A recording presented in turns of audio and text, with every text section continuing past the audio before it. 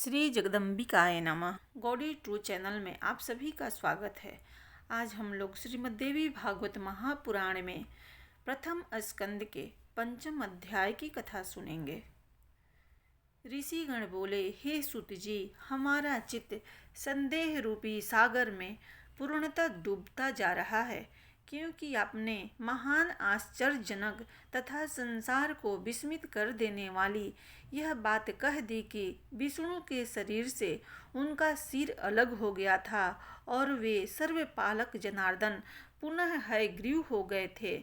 वेद भी जिन भगवान विष्णु का स्तवन करते हैं, समस्त देवता जिनका आश्रय ग्रहण करते हैं, जो आदि देव हैं, जगत के स्वामी हैं और सभी कारणों के भी कारण है, देव युग से उनका भी मस्तक कैसे कट गया, हे महामते, वह सब आप हमसे विस्तार पूर्वक शीघ्र कहिए। सुत जी बोले, हे मुनियों, आप सभी लोग एकाग्रचित होकर परम तेजस्वी देवाधिदेव भगवान विष्णु का चरित्र सुनिए।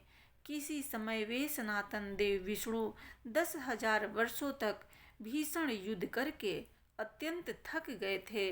तदंतर एक समतल तथा शुभ स्थान पर पद्मासन लगाकर पृथ्वी पर स्थित प्रत्यंचा चढ़े हुए धनुष पर गर्दन टिकाए हुए उस धनुष की नोक पर भार देकर लक्ष्मीपति भगवान विष्णु सो गए और थकावट के कारण देव योग्य से उन्हें गहरी नींद आ गई। कुछ समय बीतने के बाद ब्रह्मा, शिव तथा इंद्र सहित सभी देवता यज्ञ करने को उद्यत हुए। वे सब देव कार्य की सिद्धि हेतु यज्ञों के अधिपति जनार्दन भगवान विष्णु के दर्शनार्थ वैकुंठ लोक गए। उस समय उन्हें वहां न देखकर वे देवता लोग ज्ञान दृष्टि से देख करके वहां पहुँचे जहां भगवान विष्णु विराजमान थे। वहां उन्होंने सर्वव्यापी भगवान विष्णु को योग निद्रा के वशीभूत होकर अचेत पड़ा हुआ देखा। तब वे देवगण वहीं रुक गए। सभी देवताओं के वहां रुक जाने के बाद जगतपति विष्णु को निद्रा मग्न देखकर ब्रह्मा, रुद्र आदि प्रमुख देवता अत्यंत चिंतित हुए। तदंतर इंद्र ने देवताओं से कहा, हे श्रेष्ठ देवगण, अब क्या किया जाए। हे श्रेष्ठ देवताओं, अब आप सभी यह विचार करें कि इनकी निद्रा किस प्रकार भंग की जाए। तब शिव जी ने इंद्र से कहा कि इनकी निद्रा का भंग करने से महान दोष लगेगा, किंतु हे श्रेष्ठ देवगण, यज्ञ कार्य भी अवश्य करणीय है। इसके बाद परम श्रेष्ठी ब्रह्मा जी ने पृथ्वी पर स्थित धनुष के अग्रभाग को खा जाने के लिए दीमक का सृजन किया। उन्होंने यह सोचा कि दीमक के द्वारा धनुष का अग्रभाग खा लिए जाने पर धनुष नीचा हो जाएगा, तब वे देवाधिदेव विष्णु निद्रा मुक्त हो जाएंगे। ऐसा होने पर निसंदेह देवताओं का संपूर्ण कार्य सिद्ध हो जाएगा। अतः सनातन ब्रह्मा जी ने दीमक को इस कार्य के लिए आदेश दिया। तब दीमक ने ब्रह्मा जी से कहा कि हे देवाधिदेव, जगत गुरु लक्ष्मीपति भगवान विष्णु का निद्रा भंग मैं कैसे करूं, क्योंकि नींद में बाधा डालना, कथा में विघ्न पैदा करना, पति पत्नी के बीच भेद उत्पन्न करना एवं माँ पुत्र के बीच वैर भाव पैदा करने के लिए षड्यंत्र करना ब्रह्म हत्या के समान कहा गया है। अतः मैं देवाधिदेव भगवान विष्णु का सुख क्यों नष्ट करूं। हे देव, उस धनुष का अग्रभाग खाने से मेरा क्या लाभ है, जिसके लिए मैं ऐसा पाप करूं। स्वार्थ के वशीभूत होकर ही समस्त लोक पाप कार्य में प्रवृत्त होता है, इसलिए मैं भी इसमें कोई स्वार्थ सिद्ध होने पर ही इसका भक्षण करूंगा। ब्रह्मा जी बोले, सुनो, हम लोग यज्ञ में तुम्हारे भाग्य की व्यवस्था कर देंगे, इसलिए तुम अविलंब भगवान विष्णु को जगाकर हम लोगों का कार्य संपन्न कर दो। होम कार्य में आहुति प्रदान करते समय जो हव्य आसपास गिरेगा उसी को अपना भाग समझना और अब तुम शीघ्रता पूर्वक हमारा कार्य करो। सूत जी बोले, हे ऋषियों, ब्रह्मा जी के इस प्रकार कहने के अनंतर दीमक ने धरातल पर स्थित धनुषाग्र को शीघ्र ही खा लिया, जिससे धनुष की डोरी मुक्त हो गई। प्रत्यंचा के खुल जाने पर धनुष का वह ऊपरी कोना मुक्त हो गया। इस प्रकार एक भीषण ध्वनि पैदा हुई, जिससे वहां सभी देवगण भयभीत हो गए। ब्रह्मांड क्षुब्ध हो उठा, पृथ्वी में कंपन होने लगा, सभी समुद्र उद्विग्न हो गए, जलचर जंतु व्याकुल हो उठे, प्रचंड हवाएं प्रवाहित होने लगी, पर्वत प्रकंपित हो उठे, किसी दारुण आपदा के सूचक उल्कापात आदि महान उपद्रव होने लगे, सूर्य तिरोहित हो गए तथा सभी दिशाएं अत्यंत भयावह हो गई। यह सब देखकर देवता लोग चिंतित होकर सोचने लगे कि इस दुर्दिन में अब क्या होगा। हे तपस्वियों, वे देवतागण ऐसा सोच ही रहे थे कि किरीट कुंडल सहित देवाधिदेव भगवान विष्णु का सिर कटकर कहीं चला गया। कुछ समय पश्चात उस घोर अंधकार के शांत हो जाने पर ब्रह्मा और शंकर ने भगवान विष्णु का मस्तक विहीन विलक्षण शरीर देखा। भगवान विष्णु का सिर विहीन धड़ देखकर वे श्रेष्ठ देवता अत्यंत विस्मित हुए और चिंता सागर में निमग्न होकर शोकाकुल हो इस प्रकार विलाप करने लगे, हे नाथ, हे प्रभो, यह कैसी विचित्र अलौकिक घटना हो गई। हे देवाधिदेव, हे सनातन, हम सभी देवताओं के लिए तो यह बात विनाशकारी है। यह किस देवता की माया है जिसके द्वारा आपके सिर का हरण कर लिया गया। आप तो सर्वदा अच्छेद, अभेद और अदाह हैं। हे विभो, इस प्रकार आपके चले जाने पर हम देवता तो मृत्यु को प्राप्त हो जाएंगे। हम लोगों के प्रति आपका कैसा स्नेह था। हम लोग स्वार्थ के कारण ही रुदन कर रहे हैं। संकट की यह स्थिति न तो दैत्यों ने, न यक्षों ने और न राक्षसों ने ही पैदा की है, अपितु हम देवताओं ने ही यह विघ्न उत्पन्न किया है। तथापि हे रमापते, इसमें किसका दोष समझा जाए। हम सभी देवता पराश्रित हैं। हम इस समय क्या करें और कहाँ जाएं। हे देवेश, हम मूढ़ बुद्धि वाले देवताओं के लिए अब कहीं भी कोई शरण नहीं है। यह कोई सात्विकी, राजसी अथवा तामसी माया भी नहीं है जिसके द्वारा आप मायापति जगत गुरु का सिर काटा गया है। तब शिव सहित समस्त देवताओं को करुण क्रंदन करते हुए देखकर वेद वेताओं में श्रेष्ठ देवगुरु बृहस्पति ने उन्हें सांत्वना देते हुए कहा, हे महाभागों, अब इस प्रकार क्रंदन करने से क्या लाभ है। इस समय तो विवेक का आश्रय लेकर कोई उपाय करना चाहिए। हे देवेंद्र, भाग एवं पुरुषार्थ दोनों ही समान श्रेणी के हैं, फिर भी उपाय करना ही चाहिए और वह देव युग से ही सफल होता है। इंद्र बोले, अनर्थकारी पुरुषार्थ को धिक्कार है। मैं तो देव को श्रेष्ठतर मानता हूँ, क्योंकि हम देवताओं के देखते देखते विष्णु का सिर कट गया। ब्रह्मा जी बोले, काल द्वारा जो भी शुभाशुभ कर्मों का फल निर्धारित है उसे अवश्य ही भोगना पड़ता है। भाग्य का अतिक्रमण कौन कर सकता है। प्रत्येक प्राणी काल कर्म के अनुसार सुख दुख भोगता ही है, इसमें कोई संदेह नहीं है। जिस प्रकार पूर्व काल में काल की प्रेरणा से शंकर जी ने मेरा मस्तक काट दिया था, उसी प्रकार श्राप के कारण शिव जी का लिंग कटकर गिर गया था और उसी प्रकार आज विष्णु का सिर कटकर लवण सागर में जा गिरा है। देवयुग से ही इंद्र को भी सहस्त्र भगों की प्राप्ति हुई, उन्हें दुख भोगना पड़ा। वे स्वर्ग से च्युत हो गए और मानसरोवर के कमल में रहने लगे। इस संसार में जब इन महाभाग देवताओं को भी दुख का भोग करने के लिए विवश होना पड़ता है, तो फिर दुख भोगने से भला कौन वंचित रह सकता है। एतवें आप लोग शोक का परित्याग कर दें और उन महामाया विद्या रूपी सनातनी ब्रह्म विद्या तथा जगत को धारण करने वाली देवी का ध्यान कीजिए, जिनके द्वारा यह चराचर संपूर्ण त्रिलोक व्याप्त है। वे निर्गुणा परा प्रकृति हम लोगों का समस्त कार्य सिद्ध कर देंगी।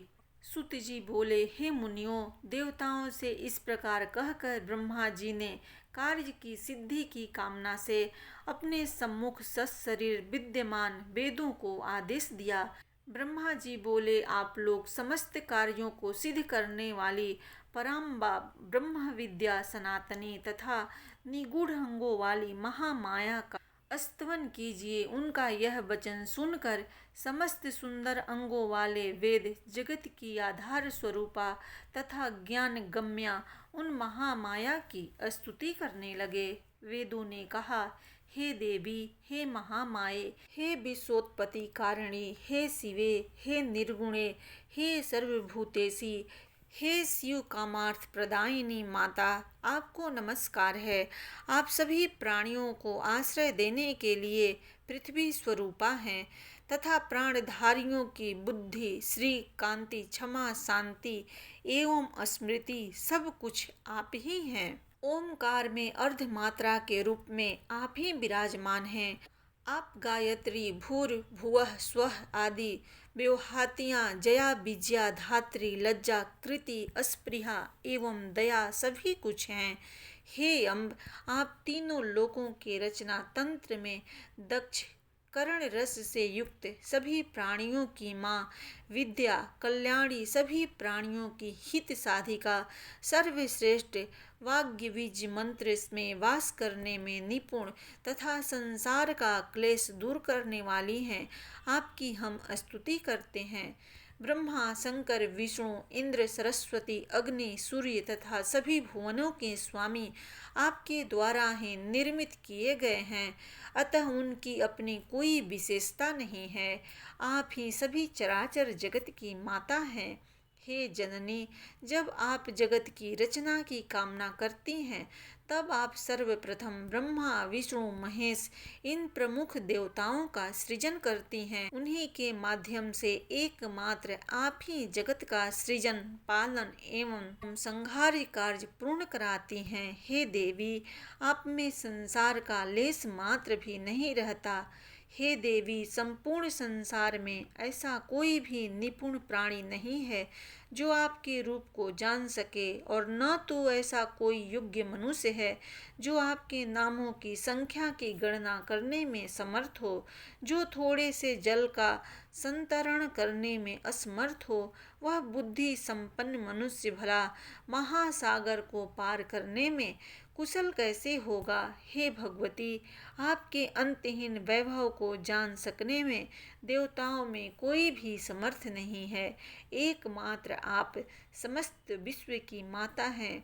आप अकेले ही इस संपूर्ण मिथ्या जगत की रचना कैसे करती हैं। हे देवी, एकमात्र वेद वाक्य ही आपके इस सृष्टि कार्य की प्रामाणिकता की सिद्धि करते हैं। हे भगवती, समग्र जगत की परम कारण स्वरूपा होती हुई भी आप इच्छा रहित हैं। अहो, आपका अद्भुत चरित्र हमारे मन को विस्मित कर देता है। समस्त वेदों से भी अज्ञेय आपके गुणों एवं प्रभावों का वर्णन हम लोग भला किस प्रकार कर सकते हैं, क्योंकि स्वयं आप भी अपने परम तत्व को नहीं जानती। हे जननी, क्या आप भगवान विष्णु के शिरोच्छेदन की घटना नहीं जानती हैं। हे शिवे, अथवा क्या यह जानकर भी आप मधुजित विष्णु की शक्ति की परीक्षा करना चाहती हैं। हे माता, अथवा क्या यह विष्णु के महान पाप समूह का फल है, किंतु आपके चरण कमलों का भजन करने में निपुण प्राणी से तो पाप हो ही नहीं सकता। हे माता, आप इस देव समूह की भारी उपेक्षा क्यों कर रही हैं। भगवान विष्णु के मस्तक कटने की घटना हमारे लिए अत्यंत आश्चर्यजनक तथा महान कष्टदायक बात है। हे माता, आप जननी रूपी दुख का नाश करने में कुशल हैं। अब हम यह नहीं जान पा रहे हैं कि विष्णु के सिर संयोजन में विलंब क्यों हो रहा है। हे देवी, सभी देवताओं के देवत्वाभिमानी रूपी दोष को अपने मन में समझकर आपने ही ऐसा किया है, अथवा देव जन्य दुष्कृत को विष्णु में स्थापित किया है, अथवा विष्णु को संग्राम विजय करने का अहंकार हो गया था, जिसे अति शीघ्र दूर करने के लिए आपने यह लीला रची है। हे माता, हम आपके मनोभावों को समझने में पूर्णतया असमर्थ हैं। हे भगवती, अथवा युद्ध में पराभूत किए गए देवताओं ने किसी मनोहर तीर्थ में घोर तपस्या करके आपसे वरदान प्राप्त कर लिया है, जो विष्णु के सिर कटने का कारण बना। हे भवानी, अथवा विष्णु को सिर विहीन रूप में देखने के लिए आप इस समय कोई विनोद कर रही हैं। हे आध्ये, आप सिंधु सुता लक्ष्मी पर किसी कारण से आक्रोशित तो नहीं हैं। आप उन्हें स्वामी विहीन किस लिए देखना चाह रही हैं। आप अपने ही अंश से प्रादुर्भूत लक्ष्मी का अपराध क्षमा करें और भगवान विष्णु को जीवन दान देकर रमा को प्रसन्न कर दें। जगत के समस्त कार्यों को संपादित करने में प्रमुख भूमिका वाले अतिशय प्रभावशाली ये देवता आपको निरंतर नमस्कार करते हैं। हे देवी, सर्वलोकाधिपति विष्णु को जीवित करके आप देवताओं को सुख सागर से पार कीजिए। हे अम्ब, भगवान विष्णु का सिर छिन्न होकर कहाँ चला गया यह हम नहीं जानते हैं, और इस समय इन्हें जीवित करने के लिए अन्य कोई युक्ति भी नहीं सूझ रही है।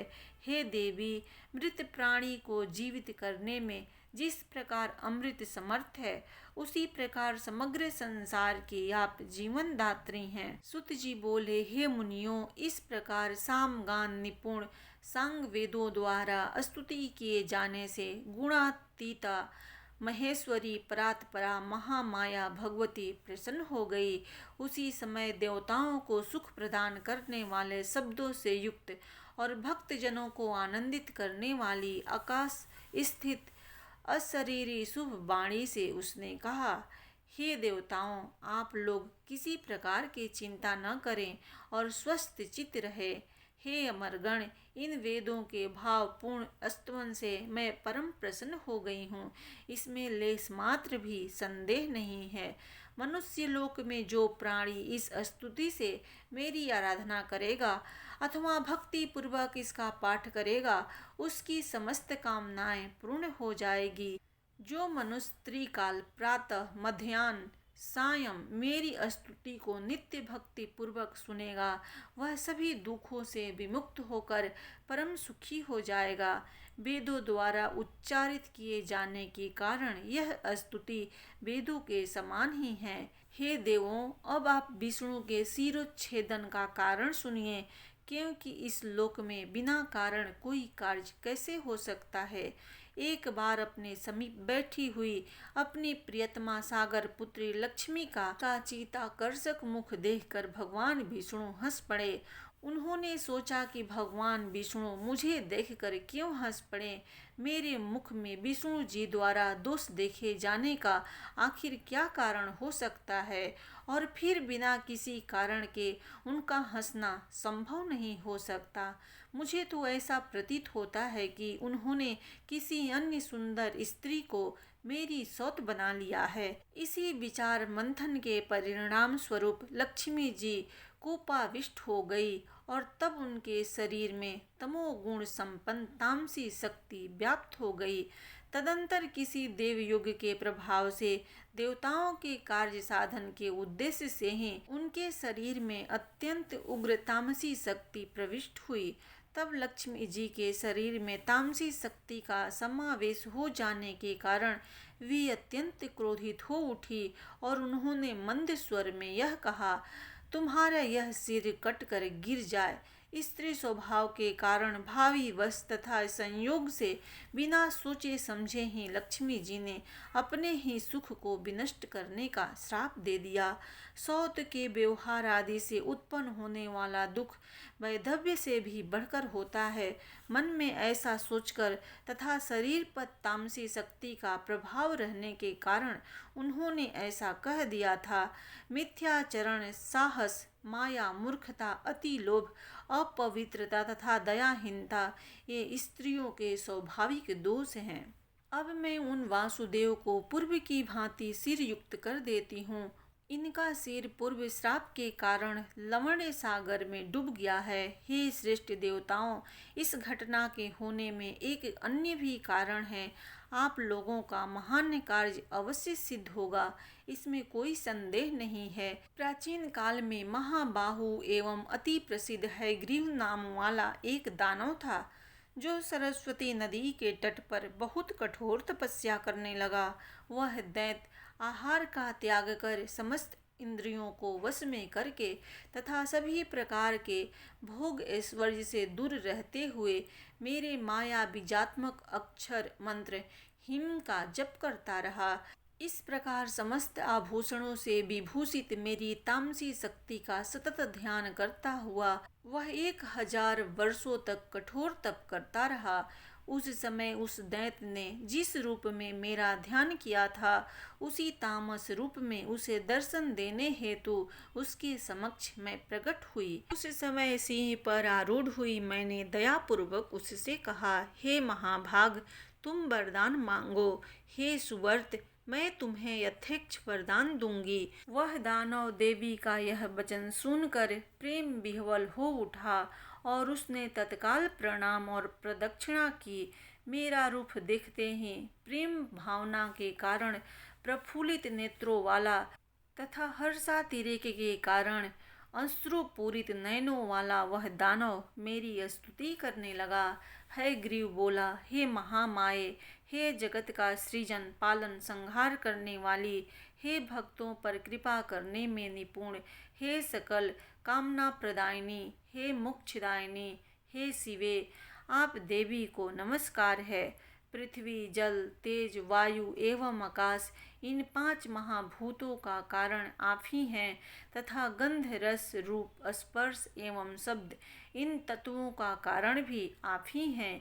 हे महेश्वरी, नासिका, जिह्वा, नेत्र, त्वचा, कान, ये ज्ञानेंद्रियां तथा हाथ, पैर, वाक्य, लिंग, गुद्दा, ये कर्मेंद्रियां आपसे ही उत्पन्न हैं। देवी बोली, तुम्हारा क्या अभीष्ट है?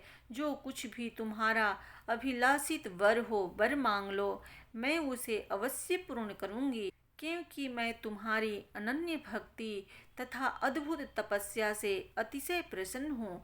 हयग्रीव बोला, हे माता, आप मुझे वैसा वरदान दें जिससे मेरी मृत्यु कभी न हो और देव दानवों द्वारा अपराजय रहता हुआ मैं सदा के लिए अमर योगी हो जाऊं। देवी बोली, जन्म लेने वाले की मृत्यु निश्चित है और मरने वाले का जन्म भी निश्चित है। लोक में स्थापित इस प्रकार की मर्यादा का उल्लंघन कैसे संभव है? ये तुम हे दानव श्रेष्ठ, मृत्यु को अवश्य संभावी जानकर अपने मन में सम्यक विचार करके तुम अन्य अध्यक्ष वर मांग लो। हयग्रीव बोला, हे जगदम्बे, मेरी मृत्यु हयग्रीव से ही हो, किसी अन्य से नहीं। मेरी इसी मनोवांछित कामना को आप पूर्ण करें।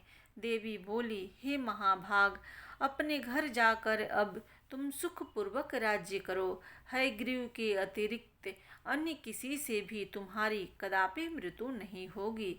उस दैत्य को यह वरदान देकर मैं अंतर ध्यान हो गई और वह भी परम प्रसन्न होकर अपने घर लौट गया। वह दुष्टात्मा इस समय मुनि जनों तथा वेदों को हर प्रकार से पीड़ित कर रहा है और तीनों लोकों में कोई भी ऐसा नहीं है जो उसका संहार कर सके। अतः त्वष्टा इस अश्व का मनोहर सिर अलग करके उसे इन सिर विहीन विष्णु के धड़ पर संयोजित कर देंगे। तत्पश्चात देवताओं के कल्याणार्थ भगवान हयग्रीव उस पापात्मा, अत्यंत क्रूर तथा दानवी स्वभाव वाले महाअसुर हयग्रीव का संहार करेंगे। सूत जी बोले, देवताओं से इस प्रकार कहकर भगवती शांत हो गई और इसके बाद देवगण परम संतुष्ट होकर देवशिल्पी विश्वकर्मा से बोले। देवताओं ने कहा, आप विष्णु के धड़ पर घोड़े का सिर जोड़कर देवताओं का कार्य कीजिए। वे भगवान हयग्रीव ही दानव श्रेष्ठ दैत्य का वध करेंगे। सूत जी बोले, देवताओं का यह वचन सुनकर विश्वकर्मा ने अति शीघ्रता पूर्वक अपने खड्ग से देवताओं के सामने ही घोड़े का सिर काटा। तत्पश्चात उन्होंने घोड़े का वह सिर अविलंब विष्णु भगवान के शरीर में संयोजित कर दिया और इस प्रकार महामाया भगवती की कृपा से वे भगवान विष्णु हयग्रीव हो गए। कुछ समय बाद उन भगवान हयग्रीव ने अहंकार के मद में चूर उस देव शत्रु दानव का युद्ध भूमि में अपने तेज से वध कर दिया। इस संसार में जो प्राणी इस पवित्र कथा का श्रवण करते हैं वे समस्त पापों से मुक्त हो जाते हैं, इसमें लेस मात्र भी संदेह नहीं है। महामाया भगवती का चरित्र अति पावन है तथा पापों का नाश कर देता है। इस चरित्र का पाठ तथा श्रवण करने वाले प्राणियों को सभी प्रकार की संपदाएं अनायास ही प्राप्त हो जाती है। प्रेम से बोलिए माँ भगवती की जय। इस प्रकार श्रीमद् देवी भागवत महापुराण में प्रथम स्कंद के 5वां अध्याय संपन्न हुआ। प्रेम से बोलिए माँ भगवती की जय।